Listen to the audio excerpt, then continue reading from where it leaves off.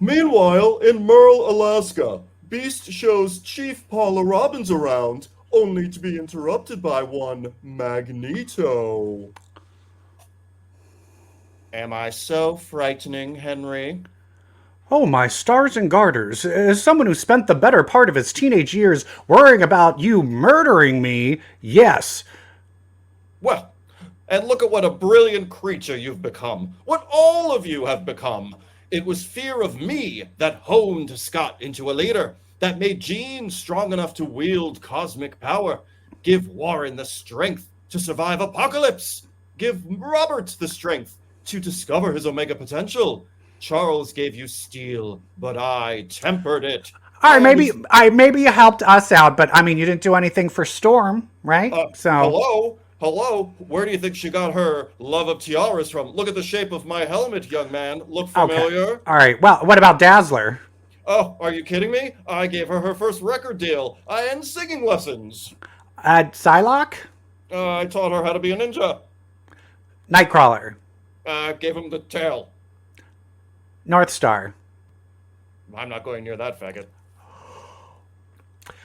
Okay, Merle, I know that Merle, Alaska, we are really welcoming, okay? He's really not this crazy all the time, I swear to God. Lady, what's your name? Paula? Yes, my name's Paula.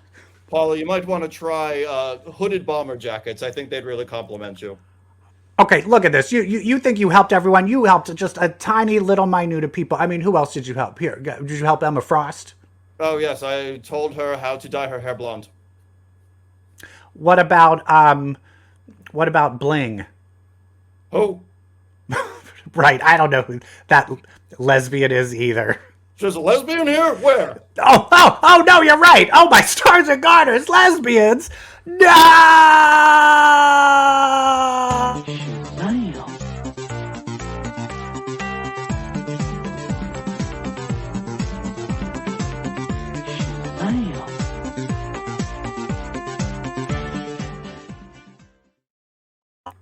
Can we Hello, go one stretch everyone. without saying the F word? It's fine. We're allowed Really? to say it. Yeah. Okay, we are. All right, good. Hi, everyone, and welcome to episode 307 of Comic Book Queers. I am your host, Brett, and with me, as always, is Evil Jeff. Hi, Evil. Hello, Brett. Hi, Hello, baby. world. Hi. Hello, universe. Hello, universe. Hello, multiverse. Yes. How are you doing? It's a new world. The new X universe has kind of started in the X-Men From the comics. ashes, a new beginning. We are here. It is now the next era after Krakoa, and we have some thoughts about it, which we will share later on in the show. Later on, but first of all, there's some things that I kind of want to talk about, right? Don't you Oh, want yeah? to talk about something? Because it's kind of like I was like, And he was all like, and then she was all like, and then they were all like, and I was all like, what? Not only are the X-Men back, but the MCU is kind of back too. exactly. We had two trailers drop for an upcoming movie and an upcoming TV show. Can you believe it? It's been a can't. while. I mean, coming up in a few weeks, we're going to be able to talk about Deadpool and Wolverine. It's been the MCU is kind of floundering, and so it's fun to have something exciting to talk about. One more It than the is. other. Can I go on a rant though? Because when I saw the Sure. latest Deadpool trailer, I was all like, you don't need to do this. And what I mean is give away cameos in the movie. This movie is going to make money regardless. Like the trailer could just be the title, Deadpool and Wolverine for 60 Yes. seconds, and Yeah. it would make the same amount of Yeah. money. You do not need to show me Sabretooth. You don't let need us to have show some me surprises. that Sabretooth is like, come on. Give me some surprise. Give me You some know? surprise. But it is coming in a few short weeks, 2 weeks. Yes, and we are going to be, you'll hear us talking about it. I actually am going to a fan event. I'm going to go to like the Thursday before it comes out, and there's like some 3 p.m. fan event. Typically, here in New York at the theater I'm going to, they show up. All right. We saw Bodies, Bodies, Bodies, and in walks, what's her name? The one that did the voice of Cosmo from Guardians 3. Right. Right. Nice. So they show up. The girl from the Borat movie. Borat, the one that, I Marina love Bacalova. her. I want her in more things. Me too. But what we're going to be talking about is that's right. Agatha all along, and Captain America: Brave New World. Am I right? That's What right. both these are called. That's right. They dropped the trailers for them. They did. And we're going to watch these live. Whether Yes, we the are. final cut will make it to YouTube, I mean, they're that's to be trailers. seen. I have I to know, think right? that If they take the trailer down for copyright, you know what? I'm just going to blow my brains out. Okay. Let me just should we watch A Brave New World? Let's watch Captain America 4 first with Mr. Harrison Ford. All right, here we go. Make it big. Oh no, don't. Wilson. Thanks for coming in. Well, thank you for the invite, sir. I have to admit, I'm still getting used to the new look. They said lose the mustache or Get lose it? the election. Get it? Yeah, Yes, but we- it's You and I haven't always agreed in the past, but I want to make another run at making Captain America an official military position. not And to if we remember disagree this on how to piece of shit. manage this situation, 'Cause it's then Harrison. what happens? Work with me, Sam. We'll show the world Okay. a better way forward. It's a young Falcon. although I will say this. You know, I will say this. Having them, I'm turning this down a little Your bit. inner circle's been compromised.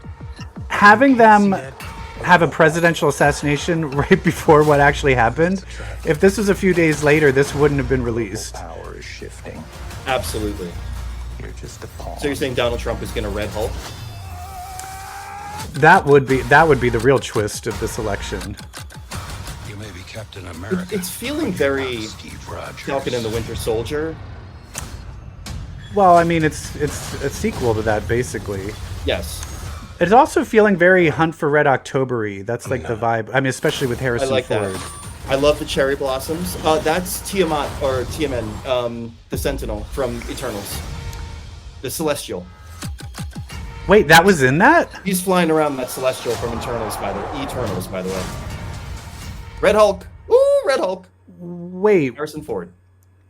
um, Wait. Yes, girl. hold on a second. Here's the problem. Falcon the Winter Soldier, I've never seen a show have such an insane drop off.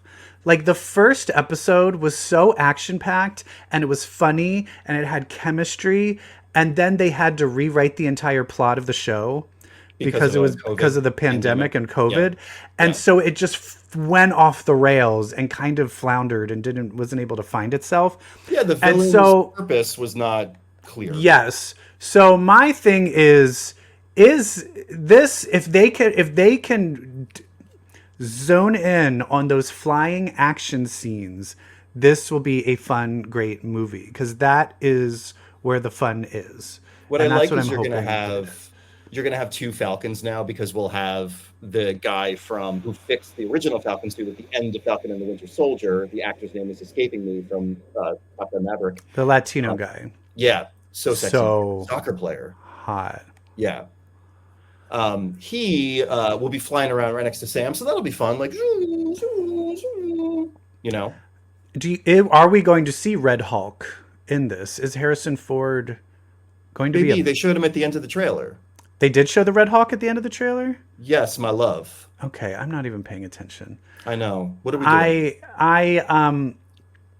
But is he? But what I really want to is the Red Hawk a good guy or a bad guy? A good guy. No, in the original, he starts off as a villain. As a bad guy, but then when he becomes Red Hawk, then he's a good guy. But He I'm essentially, curious. like, I but I'm think curious if develops is he into- going to be like the secret real villain of this? We'll see. Who is Giancarlo Esposito playing? So he's got super strength. He's got some sort of powers, serum in him, Yeah. maybe. And also, are we going to be seeing Isaiah Bradley, who I enjoyed? One of the only things I enjoyed about Falcon and the Winter Soldier. Yeah, I'm just looking again to see where did the Red Hawk show up at the end of the trailer? You said Very end. A little stinger at the end. People online. Oh God! You know what? Yeah, that totally like blew over my head. Yeah. And also people online. You know those people who watch Marvel movies but don't know anything about the comics but are entitled to their opinions on it? They are like, who is... Do you think there are other color Hulks? Are there yellow Hulks and blue Hulks? Then there are people who are like, whose hand is that on the poster? The poster on our slide? Whose hand is that? Is that Hellboy? Could that be Hellboy? Right, Girl. Get some knowledge. But I think this is what it comes down to with this, is what I'm worried about. The Yeah. reason I didn't really notice the Red Hawk, and this is the second time I've watched this trailer, I started zoning out about halfway through. Yes. I'm just glazed over, and that's why I wasn't even paying attention. I just saw the shield, not even paying attention. I'm not like... I'm just like... And remember when we used to pay attention to every single detail, every syllable they gave us? Well, and now we're like, meh. I mean, I am like that because I am like that with the next thing that I want to watch. Oh, that's true. This one's if for I can us. if I can get it up. Hold on a second. This one, here we go. Oh, this we're going big on this one. We're going to go big on this because this is the one we're like. Because this is yes. All right, are we ready for Yes. this one? Here we go. Okay. Okay, detective procedural. So she's still stuck in TV. Another beautiful day. She's in what was the Kate Winslet show? She's stuck in Mayor of Easttown. Down here by the water. Cause? Blunt force trauma. Pretty cool. That's Wanda. What happened to you?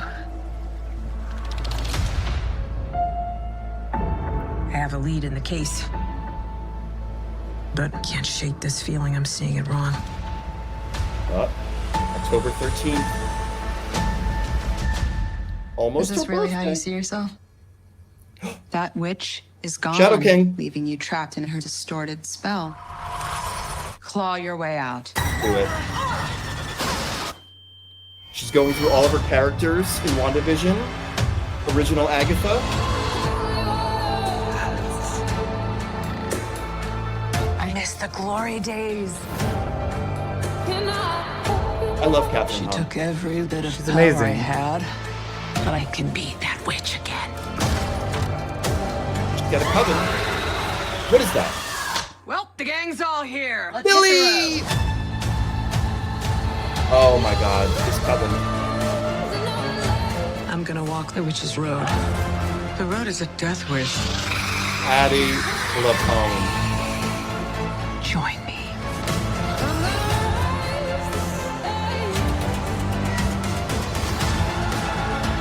Billy. So Billy's in an institution? Isn't that true to comics? What witch in her right I think he mind was would just join adopted. Agatha Harkness's coven? Not looking for right-minded witches, as it happens. Hey, he's cunty. Billy's cunty.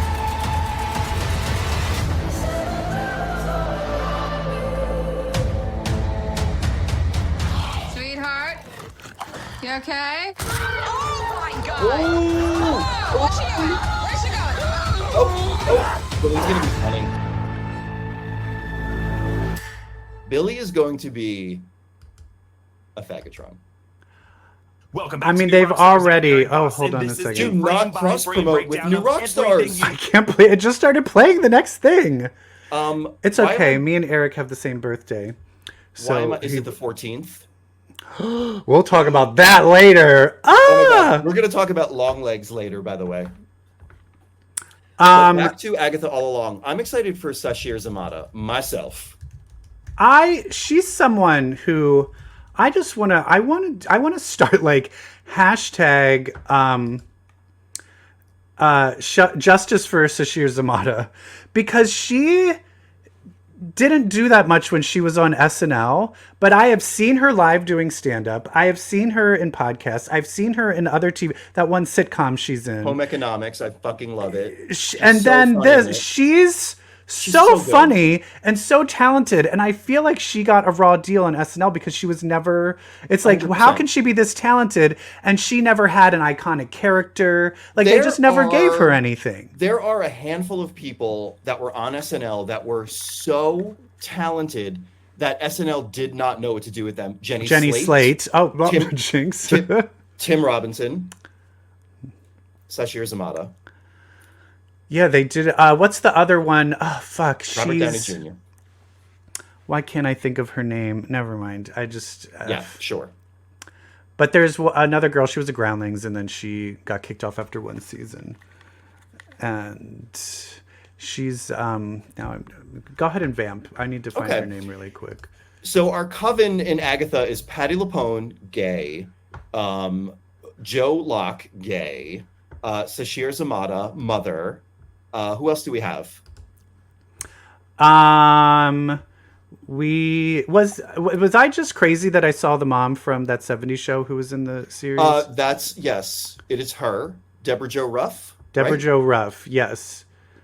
Michaela Watkins, sorry, that was the other SNL person that I thought. Michaela Watkins, another one. Genius. Did you see that movie with her and Julia Louis-Dreyfus? Yeah, great. She's great. I love that director too. That director is amazing. Nicole Holofcener. Okay. Anyway. Sure. Anyway, but do you think, is there any cross promotion? Not cross promotion. I'm not using the right word. But that the Shadow King could be in this. No, come on. She's Why gonna play not? like Lilith or something. Oh, okay. It's gonna be someone witchy. Okay. Yeah. But yeah, it just looks like it's going to be really fun. There's also things where I'm like, are all of them stuck in TV world? Because sometimes it looks like they're stuck in movies or TV shows. Interesting. I can't wait to see how. So I'm like, is she remembering things from the past, and then she's still stuck in the T world, or? Yeah, because that definitely looked like they were like in a zombie movie and other things. Like I'm curious. Also, but let's talk about the main thing. Is we have Deborah Jo Rupp was in WandaVision, wasn't she? Yeah, she was the wife of somebody that's right. in the 50s episode. That was the first time when it started to peel away, Over and they're for like, dinner. Yeah. My question: Joe Locke, who plays Wiccan.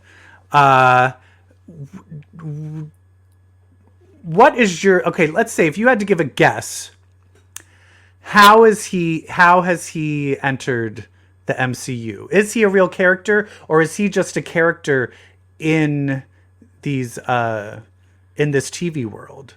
That's interesting. It looked like when they were in the institution that felt real, and I think they're gonna stay true to the comics in that it's Billy's soul that entered this other kid's body. Like perhaps this kid was, a brain dead or something in a coma and like was replaced. Who knows? But I think they'll stay true that soul Billy from WandaVision, body not Billy from WandaVision.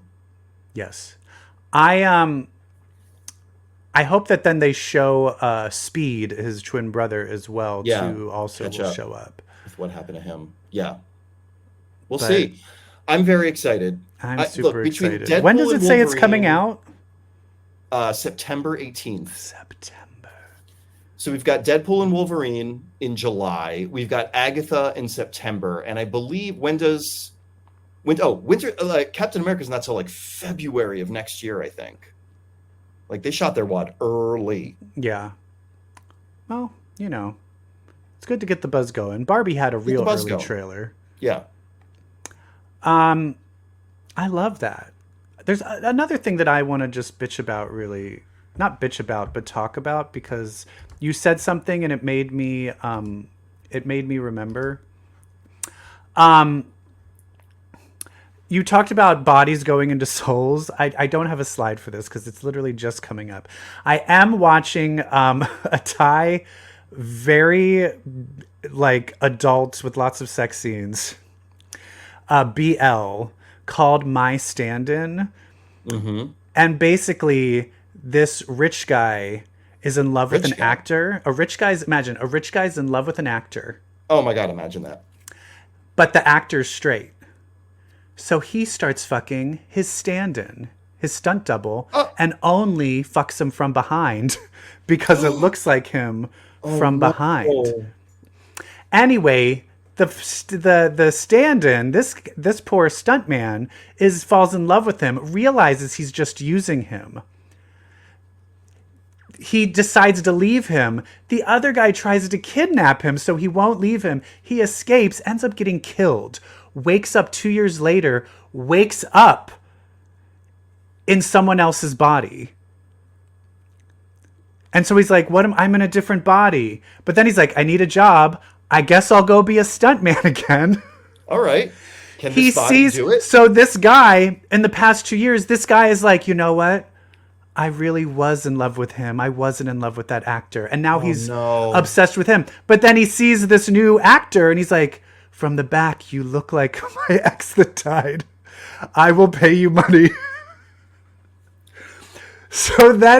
So he's now the stand-in for the actor. It's my God, it's so the most meta, crazy, and it's all about doggy style sex.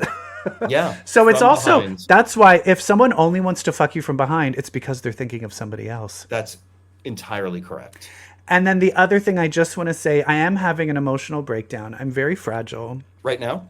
Yes. You're wearing it well. Right this second. It's just that we also, the last episode, I believe we talked about all of these gay dating shows. Yeah, I see the boyfriends a lot. The boyfriend is already throwing me for a loop. There's one part where a guy's hitting on him and then they're like falling for each other. And then he's going through the guy's phone and the guy's like, here, look at this picture. And it's a dick pic. And then the guy just goes. It's like, he's like, you ruined it. And you're like, ah! Like, it's so dramatic. And I'm like, ah! And then the Korean one is even worse because two of the guys, they walk in, they used to date. No. And the one pretends that he doesn't know the other one. Stop. And both of them are saying that the other one ghosted the other one. Of course they are. Men are dogs. And the last episode was just, the whole episode was them screaming and fighting at each other. And basically like, and he's like, you're trying to ruin my life. Why are you here? Why are you here? I hate you. And the other, and you kind of realize is that, and when the other guy is in love with him, the one's in love with the other and the other one doesn't like the other one. But the one that's in love is trying to be like, I'm over it. And he's not over it. And one night I got 2 hours of sleep because I watched it at 11 p.m. and I just I think it's because my relationship's so healthy. Watching a real dysfunction in our lives. Watching a real fucked up relationship like play out on TV, I just kept running it through my head of like, are they together? Did they get through it? What's happening? Anyway, these gay dating shows are making me go through it, girl. What is the Korean one again? It's called His Man, and it's on season 3. And all 3 seasons are great. Season 2 has such an amazing love story that now the two people that like the main two that fell in love are now huge YouTube celebrities. Oh, cool! And it's just of them of like living their couple lives. Great. Should we move on to what we're watching? Let's do that. What you watching? Is it me naked? No? Oh, fine. What are we watching? What we're watching, and it's so funny, is I'm watching something simple like romantic gay relationships, and I am haunted. I can't fall asleep. But then I'm going to watch people get their legs cut off and puppets telling you to turn in your parents if they're woke. And I feel nothing. Same. The boys. Yeah, it's they're on the right side of history, the writers of The Boys. It's just not quite as engaging as it once was. And I'm going to tell you why. Because what is happening in real life is way more scary. It's sicker. Yeah. It's way more frightening what's like actually happening. Version. Right. Anyway, which I guess is no fault of theirs. Yeah, it's just I don't know. I don't even know what to. One thing I think is that to say we're on the other side of the joke of The Boys. This is the season where the show said, "Don't you idiots get it? We've been making fun of you." So it's so laid on thick. It's so spoon-fed at this point, where it used to be subtle and satirical. Now all the political humor is, it's just so overt, and it's so reflective of the garbage we are living in that it sucks. Yeah. I just am not. I feel like it's all of this flash, but I think the thing that they really dropped, I think they tried to have everybody have like a thing that they're fucked up over. So everyone has a trauma. Everyone has a trauma. But the problem is because they individualized everyone's trauma, nobody is talking to each other. Right. And so there's no relationship. Good point. Yes. So remember when Huey was like, I got sexually assaulted and I'm not okay. This week, fine. Yeah. Like, it's like, so it was like, oh, it was just played for a joke. Like, give me a break. Yeah, he's fine. There are, I think, a few rewarding moments. Like, for some reason, I'm invested in Mother's Milk's journey of really wanting to quit. Because he actually has a relationship with his wife and his daughter. Right. And also, he's developing a relationship with A-Train. I think the relationship between Mother's Milk and A-Train is actually really interesting. A-Train has the most... You pulled me into this, and so you can't quit now. He has the most interesting arc, especially when he saved A-Train, and that little kid saw him, and it was and he was like this, and he said in this episode, this was the first time I saved someone without a camera to show it. And I realized, like, oh, this is like what I'm supposed to be doing. It was the first time I didn't hate myself. And I like the A-Train journey. I like the Mother's Milk journey. Everything else, it's just kind of... And also R.I.P. Tilda Swinton. R.I.P. Tilda Swinton. Oh, my goodness. As Thankfully, she's Octopus freed up Lover. to do Problemista 2. That scene was funny. So there were some good, deep moments, as always. That was a hilarious scene, that domestic squabble between the Deep and the Octopus. The other one is when Sage gets fired by Homelander, which I'm like, that's a huge mistake. Oh yeah, have the smartest woman in the world be not on your side.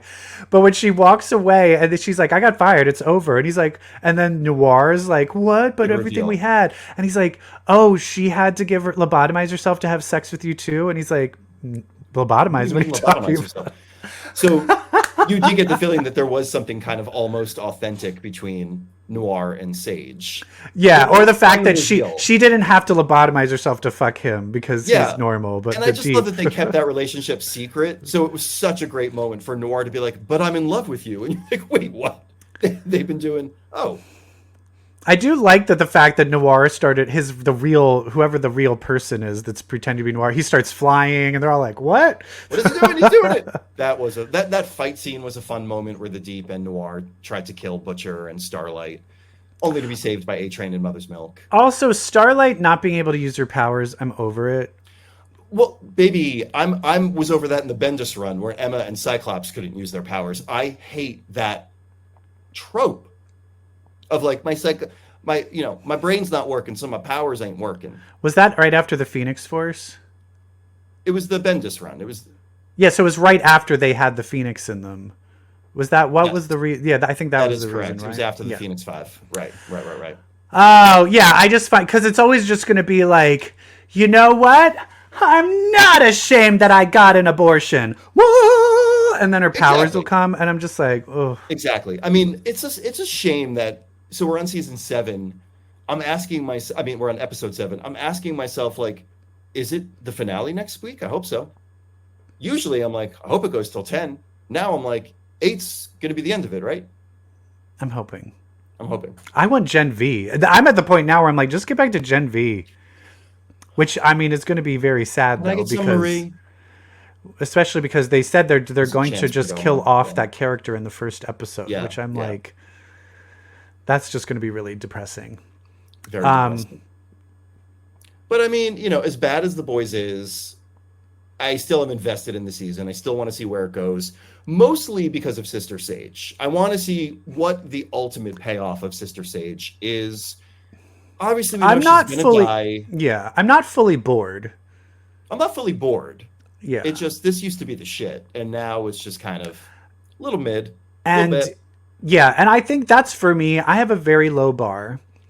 Unlike my husband, who is very picky with stuff. Yes. But if I am not bored, I will say I liked it, which I think maybe leads us to our next thing that I want to talk about. Welcome to the movies, everybody. And we are going to review the new horror movie, Longlegs. Longlegs. Shall we give it a 1, 2, 3? Yes, please. All right. 1, 2, 3. It's fine. I hated it. Oh, you hated it. Yeah. I thought it was just, I wasn't bored. That's what I'm going to say. I wasn't bored, so I won't say I hated it. I wasn't bored because I switched my lens. I took off this is a cool supernatural horror lens. It is not, that's the main thing. It's not a horror movie. It's an homage to Silence of the Lambs. It's True Detective.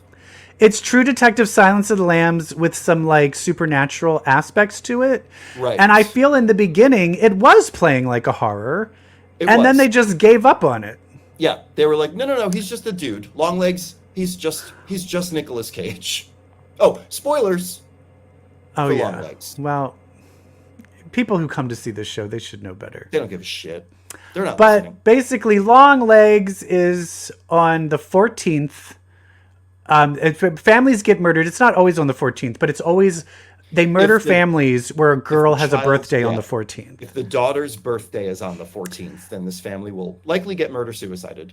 And it stars the girl from It Follows. I can't remember her name. I probably should pull up the cast. Let's pull up the cast here. Do that. Well, we know Nicolas Cage is the titular character. Maika, M-A-I-K-A. Maika? Okay. Maika Monroe. I like her. My friend though said my friend said she does lip acting. She's always just like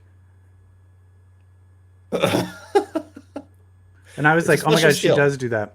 It has Alicia Witt. Who? What? Did you not know? God, the mom. That's the right. mom. The mom. Oh look, I'm watching your brain explode right now. The mom is Alicia Witt, the daughter from Sybil. I love her. But and also the little girl from Dune. Yeah, the little girl from Dune. The Anna Taylor-Joy's character from Dune. Yep. She did not pull. She could have done so much more with that role. Yeah. That could have been such a campy, such a change. There's also just things where the main thing that I did not like about it is they treated us like we were stupid. There were so many spoon-fed, over-explained moments. But spoon-fed things were then, like literally in the beginning. So it's all like, girls born on the 14th. Blair Underwood is the other cop in it. And then Lee Harker is the main character's name. She goes to the and the little girl's like, are you going to come to my birthday? And you're like, well, when's her birthday? On the 14th?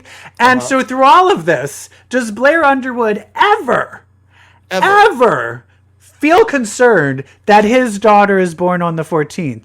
And they're literally like, where she's like, there's going to be another murder this month for a family where someone's born on the 14th. And Blair Underwood's like, no, there isn't. No, there isn't. Anyway, hope to see you at my daughter's birthday on the 14th. And it's so weird because like what? Said, this movie isn't, there are supernatural elements. It's not as supernatural as you think. But Blair Underwood's character is acting as if this is a ghost story. Like, I don't believe any of this. When it's just a police procedural. Like, it's real things. No, happening. But it's not just a police procedural because it was established that psychics exist. Because he's like, you passed the psychic test and you're psychic. Which also, what is the point of her being psychic? Half psychic. She never uses it. She never uses it ever. Ever. Because when she has a psychic vision, she doesn't tell anybody. I also, at the end, there's murders happening, and she's just standing there like, where it's like, oh, I'm just going to go kill her now. And then she's like, oh, no. I'm like, are you going to, okay. Oh, no. In the kitchen? No, okay. It just, there were so many things that did not make sense to me. It just didn't add up. Or do you know who directed this? You know who directed this? Osgood Perkins? Anthony Perkins' son. No way. Isn't that crazy? Nepotism. Nepo baby. Norman Bates Jr. Yeah. I will say the opening was scary. Yeah, in that square ratio. And I do feel in the blight and bright lighting, Nicolas Cage and all the prosthetics and everything they had on him was scary. And I will say this, I think Nicolas Cage was really fun in this. I think he was crazy and fun and great. But the script, I thought, like, there was that scene where he started screaming in the car. What was the point of that? That didn't match any of the other character moments that he had throughout the movie. Yeah, I think they should have kept him more esoteric, where you didn't even see him until he was arrested, like Kevin Spacey. I think you could have paid off Longlegs by always having it cut up and then not reveal it until the very end. Until the very end. Yeah. It's just, I felt like there was... Yeah, I felt like there was a good idea there, but then some of the acting and then some of the script just did not pay it off for me. Correct. And it's one where I was entertained, but the more I sit with it, the more I do not like it. Yeah, I would say go watch Barbarian instead. See, and that's the problem. And I think TikTok, the new way to promote a movie, especially a horror movie, or a weird like A24 movie, is there's all these TikToks of people like, this was the scariest thing I ever saw, right. And it looks real, and it's all being probably actors and stuff, but it doesn't say sponsored, and it literally is a bunch of people on your TikTok saying this is the scariest thing they've ever seen in their life. So then I go and watch it, and I'm like, this is literally 0% scary at all. Longlegs is a symptom of expectations not meeting reality. Like, the marketing created this whole set of expectations. This is a supernatural thriller. This is terrifying. And when neither of those things. And honestly, if they marketed it as, it's the Silence of the Lambs homage, I might have liked it more, because then I wouldn't have had these expectations of it wanting to be scary. If you marketed Longlegs like the character as the next Buffalo Bill, the next kind of like crazy serial killer on film, it'd be great. We would all get behind Nicolas Cage playing this new serial killer. But instead, they just kind of misled us into thinking it's one thing that it's not. Yeah, and I find movies are really doing that a lot, where they're kind of pumping up things that are comedies that aren't comedies, pumping up things that are scary that aren't scary. Where then you feel like you're going to see a certain movie and it's not, or they lay into a certain actor who's hardly in it. Like, I just hate, the marketing really ruins it. Or they show you the whole entire plot of the movie. Do you know what movie was marketed as having an actor be central to it that was not central to it, was hardly in it at all? I'll never forget this.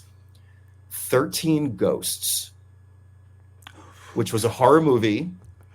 Who was the actor? It was Shannon Elizabeth from American Pie, like the Russian girl that they watch get naked, problematic, on the internet on American Pie. She was marketed as being like the central final girl in that movie, and she is in 4 seconds of it. Well, maybe they were trying to do the Drew Barrymore thing, where Drew Barrymore was promoted as the star, but that was the fake out. She wasn't killed in the beginning. She just showed up every once in a while. Oh. Yeah. Also, speaking of like teen stars from the 90s, R.I.P. Shannon Doherty. And I know. And R.I.P. Richard that was hard. Simmons. Like Dr. Ruth, Richard Simmons. Yes, that's tough. Richard Simmons is tough. Oh, wait, Dr. Ruth and Richard Simmons. I thought you were like making it one person.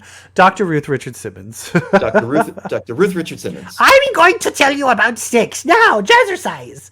Dr. Simmons, please call me Ruth Richard. So Shannon Doherty, though, because Shannon Doherty, like, you and I were the same age as the 90210 kids in the original. And Heathers is one of the most important movies that ever ever happened one to of me. Like, Shannon Doherty was iconic. You don't understand. I was being hardcore bullied, and then Heathers came out. As Shannon Doherty? And I, emotionally. That movie came out, and I remember being like, you can kill them? I'm surprised I didn't end up like a Columbine kid. Yeah. Yeah. But I'm very, so it's very, that makes me very, very sad. Very sad. Thank you, Shannon, for all you did. And not you, Dr. Ruth. Did I ever tell you the time I went to the doctor when I was a kid? And so when I was a kid, Dr. Ruth was more prominently known as that sex therapist. And my cousin jammed a Q-tip in my ear, and it was bleeding, and I ended up having to have my cousin when I was 9. So no, not during sex. You fucking pervert. But anyway, I had to go get my eardrum reconstructed. But when I first went into the hospital, the doctor came in and it was this like man and he just went, "Hi, I'm Dr. Ruth." And my mom just busted out laughing and he just was like this. Like, because this is not the first time this happened. Every time. And he was so mad. And I was like, he must have gotten like, funny, I thought you were shorter, like so many times. Oh, speaking of me having the other memory of this, I stabbed my eardrum and I remember going like, what if I go deaf? And my mom went. Your mom sounds like a cut up. She sounds awesome. Well, now she's good. Now she has hearing aids. So karma. Oh, good. See, you can't make a joke like that. My kink. Have you listened to Chappell Roan? Oh, I love Chappell Roan. My kink is karma. That's my favorite song on the album. Such a good song. I get turned on by watching your life fail. Yes. Yes. I just saw a meme that was like, you know what we need? A Kamala Comic-Con. A what? A Kamala Comic-Con.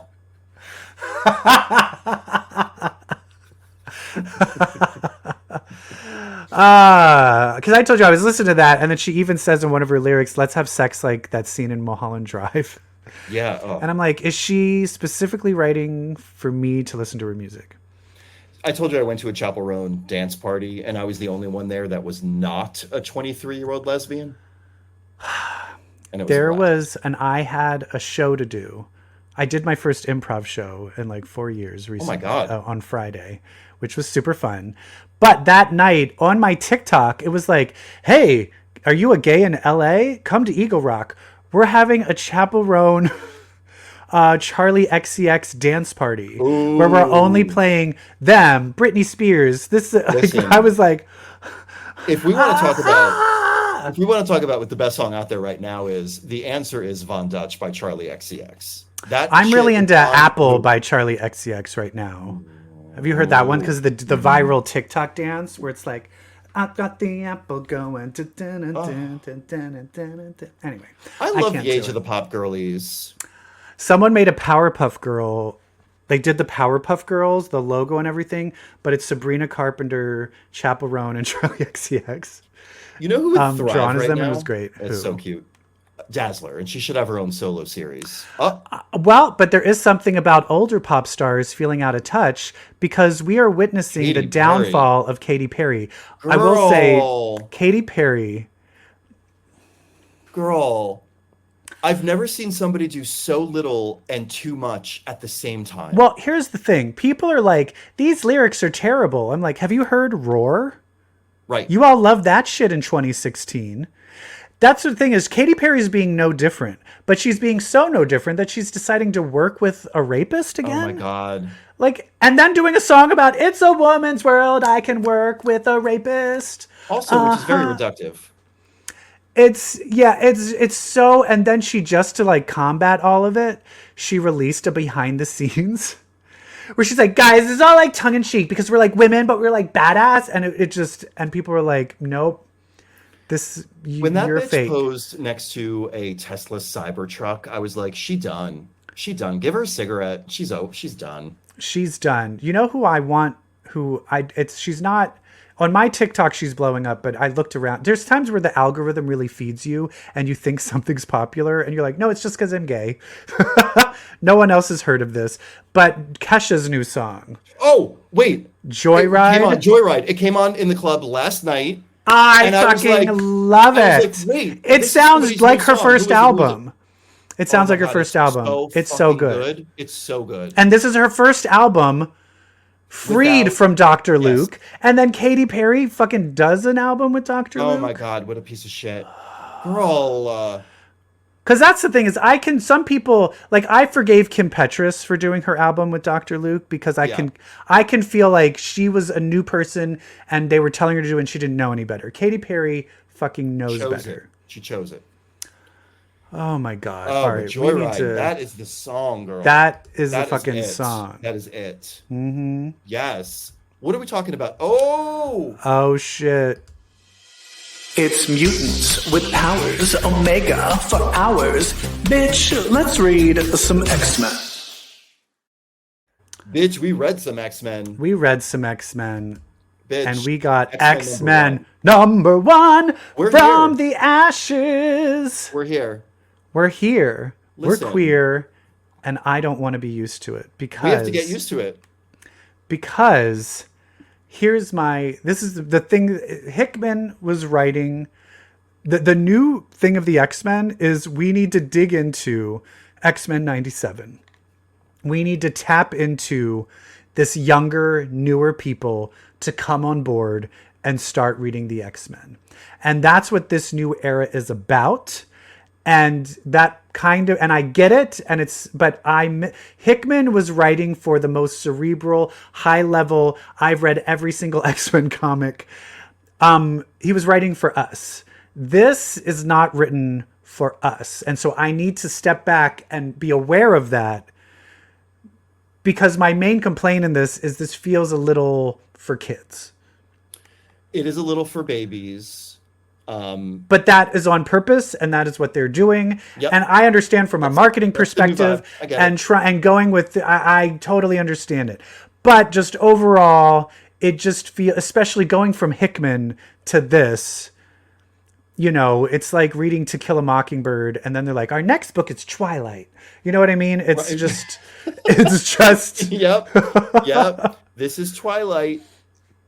Yeah. So I'm not saying this is bad, but it's definitely, I feel a little stupid reading it. We're like, It's not bad. It's just juxtaposed to where we came from. It's a little bit of a dip. Yeah. But at the same time, they're assuming this was written for people. It mentions Krakoa. It mentions things from the past, but you could clearly start reading this. You could start reading this and have no idea. The continuity stuff is more to give you background and context as to where characters are, and we didn't just fall out of a coconut tree. We live in the context of everything that came before us, and so they're doing a good job. I can't with that quote.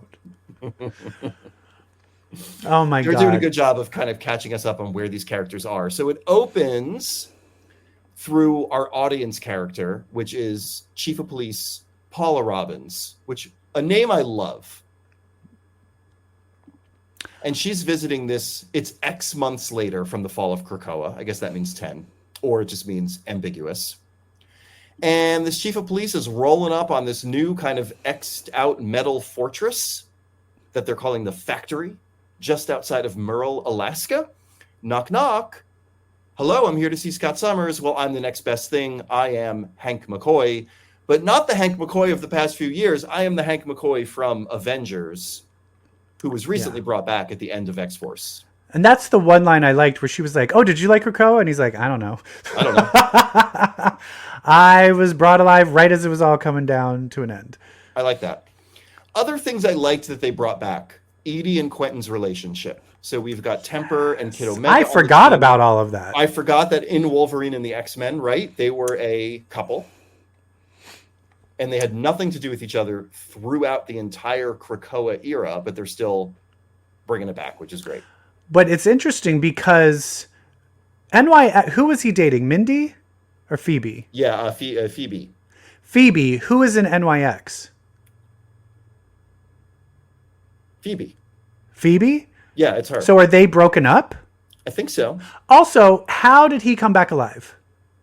Oh. They established that when all that happened, the resurrection ended. Were they able to get in a few? Like, how do they... I think they got in a few. But... Phoenix? Let's just say Phoenix. I hate that that's not addressed. Also, is Dakin alive then? Dakin is Helverine. Oh, that's right. He's Helverine. But did he come from the dead? I don't read Helverine. Oh, we should probably... We should read that. He's sexy. I know, but is he all bony and like with skulls? I want him naked and having sex. He might be naked after he reverts back to Dakin after being Helverine. He might be like, right. Could somebody get me clothes? And I'd be like, no. But yeah, basically, Cyclops is the leader of X-Men. And the Beast is like, the team is on the field, and we cut to the field team. Yes, we have the field team. And so it's like Beast is kind of running the compound. The home base. Cyclops is out doing the field missions. And on this team, we have Juggernaut, we have Magic, We have Quentin. We have Edie. What's Edie's Temper? Is Yeah. there? And then we have Psylocke. Am I missing somebody? No, that's it. Okay. And basically, what they're saying is the new bad, Orcus has died out, but now there's a new group of people called the fourth World. The Fourth World. And basically, they're like, the U-Men were like, we want to take over X-Men's powers, but they're like, we also want to be but they're kind of like that, but also want AI involved. It was a weird reference, I think, to Morrison's run where John Sublime, they referenced John Sublime. Yeah. And they said that he predicted a third species. Turns out that was AI. So now we're a fourth species, which is the amalgamation of human, mutant, and AI. And that's what they're going for. Yeah. And so what happened was Cerebro showed that there was new mutants. Wolverine went to go check it out, gets captured. They go follow Wolverine. They find him through him doing some psychic yelling. I did like that part where they're like, you don't have any transponders. And he's like, Emma, Jean, Psylocke, Every Quentin. cuckoo. Yeah, he's like, I just have to think really loud. So they find him, but they're like, hey, but who are these other 6 mutants? It turns out that through some sort of experimentation or some procedure, these 6 people were turned into mutants. Yeah, where so their they have mutant gene clicked on. their mutant gene activates in adulthood, not puberty. So everyone's like, what? How'd you do that? And we don't see any of their faces. They're dressed like as AIM soldiers. AIM soldiers, but with an X on it. So these are the new big bads. But back on the compound, we see Herman Globman. Glob Herman, whatever his name is. He's the plant guy. He's growing plants because they're in Alaska. Just like, I feel like that's very Age of X-Man coded. Yeah, and then we have Zorn, who is... Zorn's on the team. That was a surprise. Zorn is a healer. Hanging out with Magneto is also on the team. Here's the other thing. Why is Magneto on the wheelchair? I mean, it's iconography. He's the new Xavier. But he can walk, though, right? Did I miss something? Yeah, I think he's just like floating around. Like, is that just like he's like, I'm tired? It's Xavier iconography. It's Xavier coded. And this, I do think it's just funny of this kind of dumbing down a little bit of everything. All of the characters are a little more like Quentin's back to like, oh gosh, golly gosh, darn it. Like everyone's kind of like that. And then Magneto from like, I just died and I need to atone for this. And Charles, I don't believe you, but I need to be stronger. And now he's like a little old sourpuss. He's a little sourpuss. Yeah, I was when he was like smoking a cigarette. He's like, oh, you want to complain about me, Beast? Let me tell you something. You'd be nothing without me. Nothing without me. He's giving Jack Nicholson in The Line of Fire. You need me on that wall. You want me on that wall. Yeah. To the point of like juvenile, like notice it really does feel like all of these characters have been de-aged. The way they're drawn physically. Cyclops looks younger. Magneto came back younger. Beast is younger, but Quentin looks younger. Is this artist? It's Ryan Stegman. It looks very much like Wolverine in the X-Men. Yeah, that was a different artist, but I know, but it has that feel. Yeah, it does, which is not our favorite. I don't like the cartoonish. Yeah. Yeah, I don't like it when it's too cartoony. There's one exception. There's one artist who's very cartoony, and I love it, and I wish he wouldn't just do covers. And that is Scotty Lang. Scotty Young. Scotty Lang is Ant-Man. Scotty Lang is Ant-Man. Scotty Young, his period on Young, was it New X-Men? Yeah. New Mutants, New X-Men was so amazing. Anyway, this is fine. It's fine, but there was kind of just a depth that's missing so I need to figure out what to be excited about. I need something to get excited about with these, and it's not there yet. I agree. I mean, this did focus a lot on action. Like we weren't really given many character moments. So, it did not suffer, but I think we are responding to that. One thing that's weird to me is that Wolverine is like, I'm done, I'm through, I'm out. This was all too much, but he's going to be on the other book, the lineup of the other book, right? Yeah. Who knows? He's always Maybe talking that, but shit. maybe that I'm book not is doing like this anymore, and then here I maybe am. the Uncanny X-Men. Maybe they're not a team with like an actual mission. Yeah. Maybe they're like Maybe there's a they're situation forced. where they're all forced to be together. Yeah, which would be great. And I'm excited for that book. I'm excited for Gail Simone and her book. That's honestly because for me, that's someone who's like, what's going to be my take on this? And it's going to be fresh and new. And also, I can write to the lower level and the upper level. Like I can write for all ages. Yes. So correct. I'm really. And she can be fun, and she can be emotionally grounded, and she Exactly. does good action, and Yeah. good jokes. Um, So it ends with Beast and Magneto and Cyclops just kind of talking, having a beer, talking. And then it points out a reveal that there's so one thing we didn't point out is that the town of Merle, Alaska, the reason the X-Men's base is called the Factory is because they took over an old Sentinel manufacturing faculty that the people of Merle, Alaska all worked at. And when it was decommissioned, they all lost their jobs. So it was they all hate decommissioned the before X-Men. the X-Men came over. So the X-Men Yeah. didn't shut it down. It was already shut down by Right, like the right, government. right. So they came in and Magneto built a huge Sentinel statue that's hovering over the town. I mean, I Did see Magneto build that? I think Because it looks they like. they want to strip it for parts. So I feel But like that's what. But I think if you look at it, it doesn't look like it wasn't part of the factory. I think Magneto made that to be like, hey, just to let you know, you fucked up. Yeah, we'll see. So it's cute. Well, it's cute. it's not but I'm over. really waiting for Gail Simone. But you saw something that I didn't. There was a QR code, and I was like, I'm not doing that. But you did. Hit that with your phone, and we'll talk about it right now. Oh my god! Wait, what? So when you scan, hit it with my phone. I thought you were like, sorry, I don't have when my you phone. scan the with QR me. code, it says X-Men #1 bonus scene, and there's one more scene. What happened? So the Do you have your phone? Do you have it? I don't have my phone with me. No. Oh, okay. So you scan it, you get one more page, you get one final page, and it cuts over to the organization that hired these fourth world people, which I don't like this choice. The organization is called 3K. So you've got 3K KKK. hired the fourth world. And I'm like, that's confusing. I don't like that. But here it is. And then 2D. Wait. Is that Xavier? So they're characters in silhouette, in shadow. There are 4 members of 3K. Again, not a great choice. The Zealot, the Doctor, the Means, and the Chairman. And they are all in silhouette. They're sitting at a big round Wait, table. hold it with up an again. X I need to through it. see this shit again. Yeah. So you've got the Zealot, who looks a lot like Cassandra Nova. Okay. You've got the Doctor, who I think looks like Dr. Barrington and her like big bitch assistant from X-Force, from like she was in all the Orcus labs, like she was a big X-Force villain. What about with Kamala Khan's? Who is that woman? Yeah, I don't know. It's the character in the background. Is that Sinister?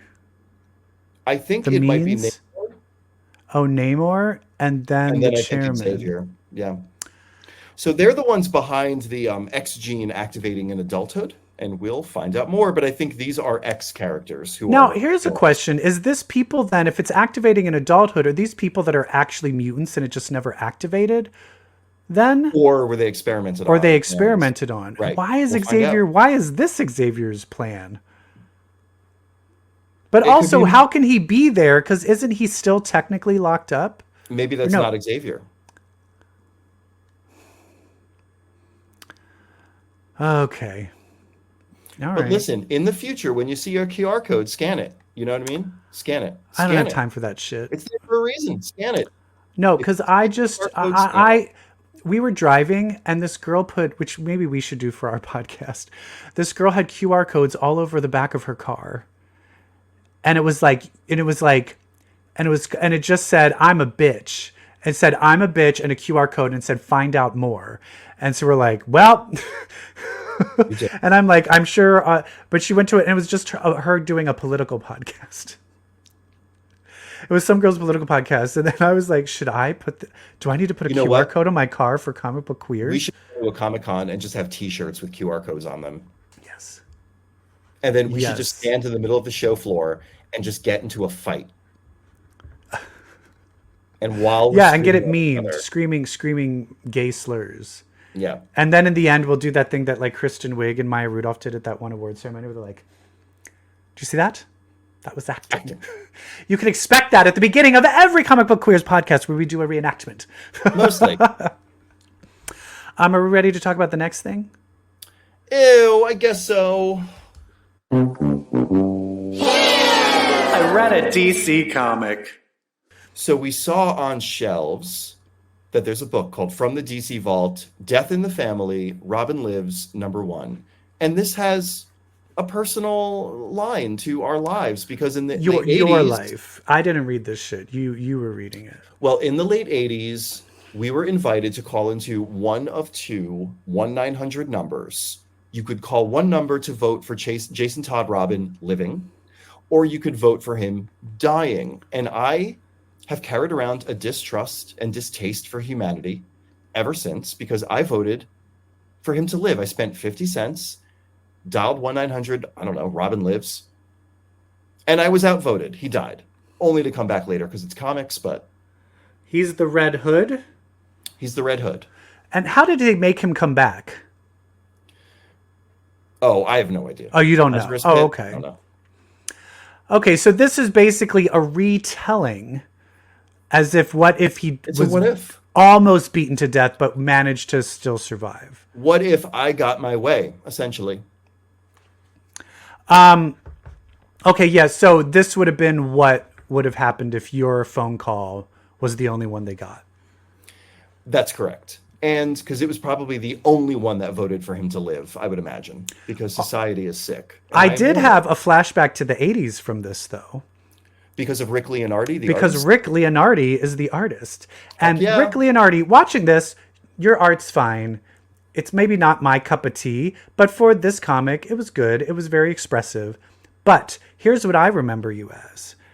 Whenever Mark Silvestri needed a break in the Outback, Rick Leonardi would show up and I'd be like, what is this shit? What is this shit? What is this shit? Give me fucking Mark Silvestri! Ah! I had kind of like a deep emotional reaction when I saw artist Rick Leonardi. I was like, you don't say, this old I was like, this so-and-so, I can't be the remember you. same Rick Leonardi from 1988. Oh, I remember you, Rick Leonardi. And the thing is, he wasn't bad. It just he wasn't Mark He wasn't Mark Silvestri. Silvestri. What is it Silvestri or Silvestri? As an Italian, I would say Silvestri. Silvestri. I'm Italian too, but I guess who knows. I want to know, is Mark Silvestri doing anything now? Yeah, I just met him. I met him at the last New York Comic what- Con. He had a but- table. He had a table, but what comics is he doing now? Is he doing I his don't own know. I had him stuff? Is sign he my doing own comic. I didn't want to like hear his cyber, name. like doing Cyberforce still or something? Yeah, like I think that? he's doing something. Can you imagine if I think I would have a full-on brain aneurysm if they were like, this new X-Men comic book will be drawn by Mark Silvestri. I think my head would literally explode. Mine would too. Also, I noticed that Rick Leonardi's art does look very different from when it. It's like, I mean, definitely we're talking 30 years ago. it's definitely grown. The same thing with who's the guy who did Kick-Ass? What's Yeah. that artist's name? Yep. Fuck, It's, why can't I think of it? Yep. I It's need to look it Junior. up now. It's someone Junior. Ramita John Romita Jr. John Thank you. Romita Jr. Yes. By the time he did Kick-Ass, his stuff looked great. Yeah, But we hated it back in the day. back when it was the fall of with the Mutant Massacre, Yeah. I did not like. He drew all the women he drew looked ugly. Oh, ugly. Is that bad? It's not good. Is that body shaming? Is it okay? That's the one group that it's okay to still make fun of, right? Ugly people, because no one thinks they're a part Especially of it. if they're drawn. Yeah. You know? So this opens with the murder of the Joker. He gets a bullet in the head. But then I think we flash back to kind of how we got there. Yeah. And in this, I thought it was going to be Robin was like saved before he was beat, but no, he was still beat. He was but he's still beaten just with the in a crowbar. hospital. Yes, but he did not die.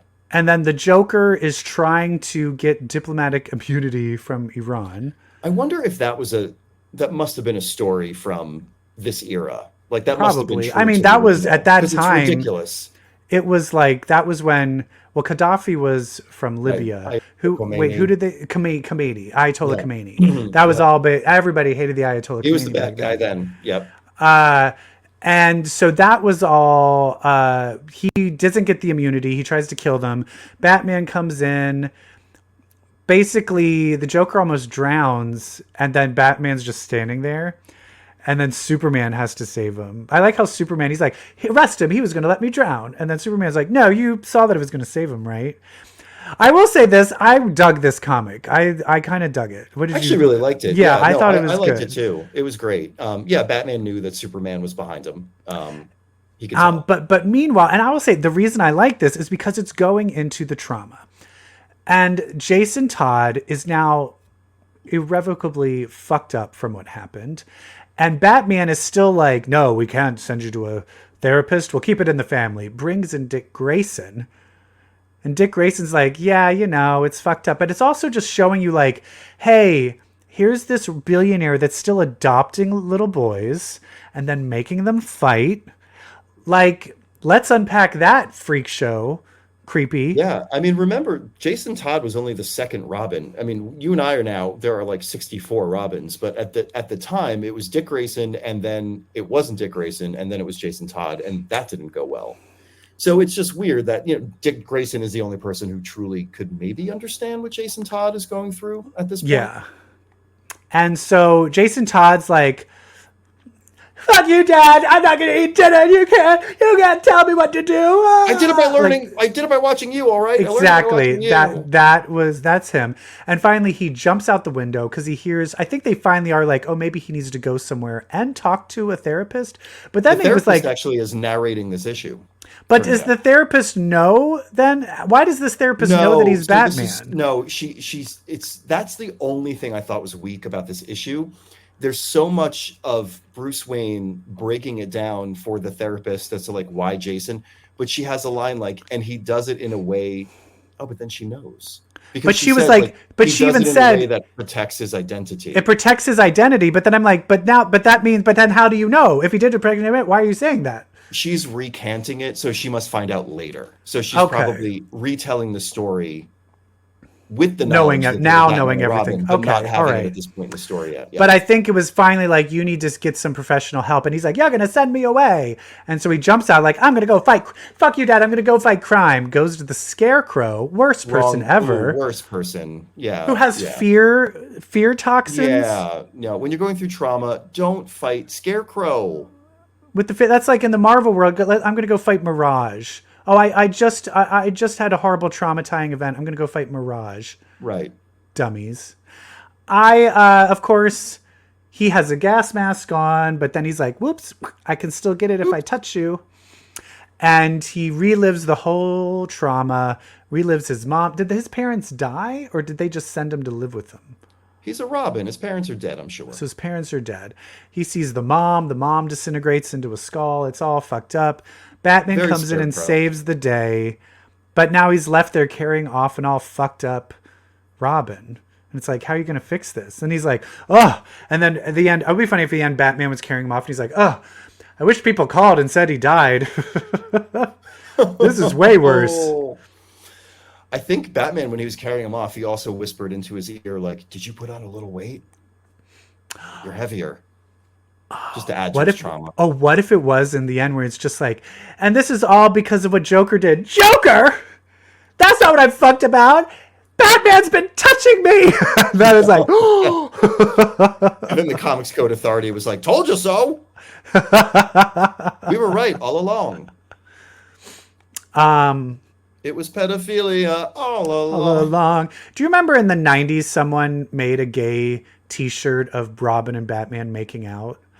And sure. I look back at that being like, he was a child. Gross. This is not back then, it. we didn't care about that. Oh, speaking of, I just rewatched. I bought Wild at Heart on Blu-ray. Ooh. And so I showed it to my friend and Joe, and they liked it. Because Diane Ladd, how can you not like Diane Ladd with putting lipstick all over her face? Like, they're like, what is happening? But I do remember watching it, and I'm like, oh no. how old is Laura Dern supposed to be in this? Oh yeah. Because I remember, because back then, if she was like, I'm 16, you're just like, whatever, I'm going to watch it. But nowadays, you're like, do you know how old she was? On the list of directors I would trust to keep things age appropriate, David Lynch, not on that list. Do you know how old she is? How old? 20. Yay! Oh, thank God. She's 20. Thank God I can watch it. Do you know, speaking of rewatching old movies, I am currently going through a John Waters rewatch. Watching every John Waters. John Waters has a retrospective at the Academy Film Museum. Oh. It's literally an entire floor. There's a room dedicated to every movie. Oh my God. Every movie, even like Cecil B. Demented, an entire room. Like, here's Maggie Gyllenhaal's outfit from Cecil B. Demented. It's amazing. So I've already done my first watch. We're not going in any sort of order. We're just randomizing. Who wants to guess what my first John Waters movie was Friday night? I mean, I'd feel because of your age, it would be Hairspray. Or Crybaby. What does that mean? No, Are you saying Serial Mom? Serial Mom. That would have been my next one because it was like Hairspray, Crybaby, Serial Mom were the big movie released ones. When he after. Well, we all know. I mean, I already talked about how I was asked to audition for Serial Mom and I turned it down. Oh my God! Please wait. What? Because I didn't tell you that. No. I was performing this one-man play where I was performing all the characters. Oh, you were in Baltimore. Yeah. In Baltimore, and I performed at this one, and my one friend was like, saw me, because I would do forensics, where it's like competitive acting, and I was winning all these awards, and my one friend's like, come, we're having like a talent night, come and like do your play that you do. And I did Children of a Lesser God, where I did the sign languages and acted both parts, Marlee Matlin and William Hurt, and it got a standing ovation. And afterwards, Pat Moran, who I did not realize, she gave me her card, and she's like, I'm making a new John Waters movie, and you would be great for the boyfriend role, Matthew Lillard's part. And she said, call me. And I was like, I'm not cute enough to be in a movie. And so I didn't call. And then Matthew Lillard came. I could have been in Scream. You could have been Stu. I could have been Stu. You could have been in Twin Peaks: The Return. Anyway, but Serial Mom is great. Serial Mom. My favorite part of I think when I do this rewatch, I think to me the highlight's going to be Mink Stole. Like I think I'm going to watch these movies just hyper focused on Mink Stole. Fuck you, you motherfucker, you ugly whore.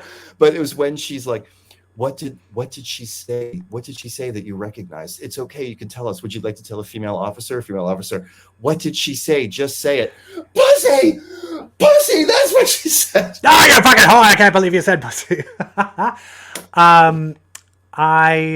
I fucking love that movie. So good. Anyway. Oh, Baltimore. I think that's it, friends. Yeah, we covered it all. We covered John Waters. We covered gay dating shows. We covered DC. We covered Agatha. We covered Longlegs. We covered a lot. Harrison Ford. Harrison Ford without a mustache. Was he in something previously with the mustache, or are they just referencing the comic? Girl, they're referencing William Hurt. Oh, so that's right. He's William Hurt, but he's dead. Yes. Oh, that's right. That's why it's a joke, like the new look. Oh, they're like, haha, he's dead. Haha, the guy died. It's a new actor. Right. Haha. Well, that's cruel. And unusual. Anyway, I don't know if I like that. No, I'm just kidding. Anyway, thank you also, way to be prescient about William Hurt by referencing Children of a Lesser God. That was weird. So this is your old room. Small bed. See, I still remember some of it.